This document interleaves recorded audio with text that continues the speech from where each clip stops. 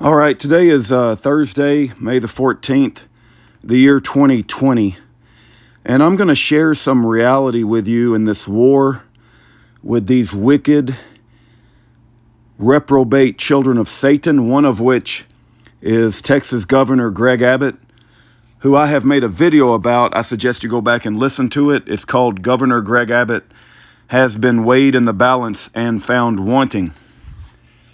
Now, I'm going to tell you a quick story and the reality of a real-life situation. I'm not going to give you specifics. You guys need to be aware that there are certain prisoners that we publish their phone calls, and they don't talk about their loved ones, not because they don't love them or care about them, but they are I don't know what's the word. They are vibrantly, I'm missing the word, but it's intensely. They are intensely aware of a devilish band of trolls that listen to every phone call that they make. And if they get any details about their loved ones, they know that their loved ones will come under attack and receive vicious communications, not only bad-mouthing their loved one in prison, but trying to plant doubt and fear. And that's why you don't hear a lot of the prisoners speak about their family members or their loved ones. I know this personally. Now, I'm going to speak about my mother in a nursing home. I'm not going to give you the address of her nursing home because of exactly that same reason. So, how do I start? Where do I start?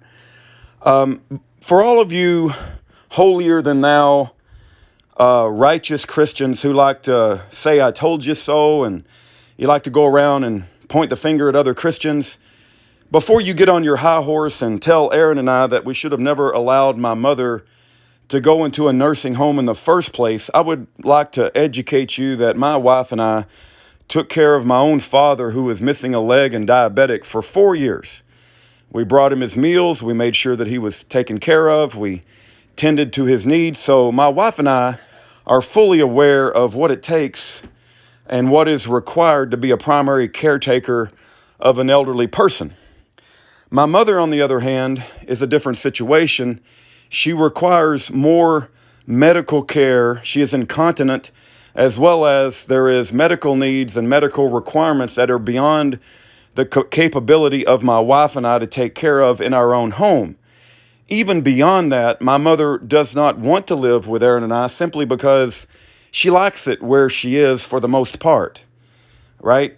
And she has worked her whole life for various companies, big companies, and this is the golden years of her life, and she has decided on this particular nursing home, and that was her request. Now, before all of this coronavirus, 6-7 weeks ago, Aaron and I would visit my mother 2 times a week and bring her things that she needs, diapers that are not provided by the nursing facility, even though they say they do. They don't provide the exact ones that my mother prefers. Her room is full of things that remind her of her faith. She's got a big old neon sign that says Jesus that glows at night when she goes to sleep. She's got her Bible. She's got all kinds of pictures that make the room very homey for her. And my wife and I visited her, like I said, 1 to 2 times a week. And before the governor of Greg Abbott, that stopped all of that. And so now we just receive phone calls. So where am I going with this? I'm taking a long time to get around to a point. Okay, so I want to read to you a letter that I received from the CEO of the nursing home. I'm not going to read you the whole letter. I'm just going to read to you one sentence. As you may have heard, Governor Abbott, who I consider a child of Lucifer, this is the CEO of the nursing home, right? This is his letter. As you may have heard, Governor Abbott recently ordered that 100% of residents and staff in nursing homes in the state be tested for the presence of COVID-19 virus. He has directed HHSC to develop and implement a plan for the testing, and we are prepared to fully cooperate with this effort. The letter is a very long letter. That's just 2 sentences in the entire letter. But there's no doubt that they're going to move forward with a plan to test and possibly force vaccinate the elderly in old folks' homes, nursing homes in Texas, including my own mother. Now, for all of you other holier than thous that say, Rudy, you should make a big stink. Rudy, you should go up to the nursing home with your guns and make a stand for your mom. And how dare you not stand up for your mom? Let me give you a reality check for a second, because I went through this with a previous family member, and you can't force your ideas upon others. Now, my mother, I love her to death. I love my mother more than any son loves his mother. I care for my mother a great deal. She has been a great mother to me my entire life, and she has done her best to raise me in a godly way. But she's not a Rosa Parks. In other words, she is not the type of woman that is going to say to the world, I'm not going to get your vaccine. I'm not going to get your test. I'm not going to take, she's just not going to take a hard stand against her caretakers. And she called me today, right? She called me on the phone, and we had a discussion, and she said, Rudy, I don't want to get tested, but they may force me to get tested, and I don't want to get a vaccine, but they're talking about a forced vaccine is in the works. And I said, Mom, if you want me to record your voice, I will record your voice, and we'll try to get it out to the public and possibly even the governor, and maybe, get some attention brought to this. And her response was, well, Rudy, keep in mind, she's 86 years old, right? And she's never dealt anything on computers. She doesn't know anything about social media. She doesn't know anything about current events. She doesn't understand what's going on in the world. She doesn't watch TV, right? She says, well, I don't want to upset the people here. And, I don't want to make a stink. I'm concerned about, the ramifications. And, I'm just letting you know that, I don't want to do this, but if they say we have to do it, I just don't know what I'll do. And I want you to understand my position, right? I already understand the mindset of the nursing home staff and the CEO, right? I've already had run-ins with them, right? They'll question my mother, like after she moved into the facility. My mother is generally a happy woman. She makes the best of the situation. She has friends there that she visits with. We even get along with her next door neighbor who shares the same name. And, we always have a good time when we were allowed to visit.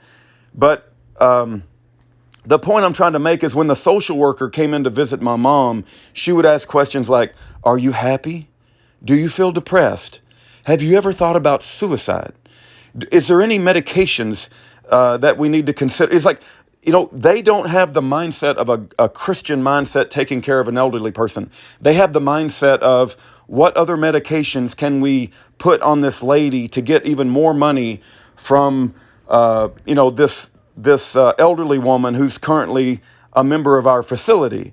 And I don't even dare share with the nursing facility my view of the world, because I already know how they will react. They will bring in adult protective services and try to separate my mom from me, right? Because I have such a radical view in their perspective about their role in taking care of my mother. Now, let me say this. The nurses, male and female, that take care of my mother and provide her meals and change her bedding and things like that, I am eternally grateful. Man, they are providing a service. Angels. They are angels. They are human angels. It is the leadership and the financial and staff of the establishment that I typically have radical social differences in my view of the world. But see, all of their views is always about medication and forcing certain rehab programs on the elderly. The reason they force rehab programs, even though my mom doesn't feel like going and throwing a ball around the room or getting on a treadmill or walking in a walker, she doesn't feel like doing that, but they'll push that upon her because they get more money from the state if they have more membership in their rehab program.